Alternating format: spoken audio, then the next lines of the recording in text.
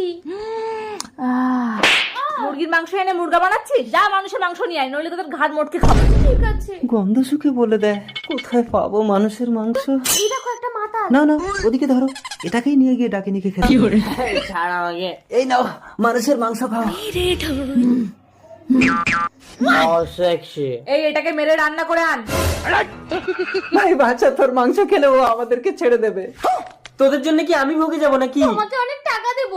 এরা কি মাতাল না কি রা? তোরা জ্যান্ত মানুষ পাবি না। এমএলএ কে বন্দুক নিয়ে মারতে গেলে তোকে ধরে ফেললে তুই উল্টো দলের নাম বলে দিবি ভাই। রাজনৈতিক লড়াই বেঁধে যাবে, মাসের পর মাস মানুষ মরবে, তখন তুই মরা মানুষ এনে খাওয়াবি। ঠিক আছে, তাহলে তোরা আমাকে মেরে ফেলবে?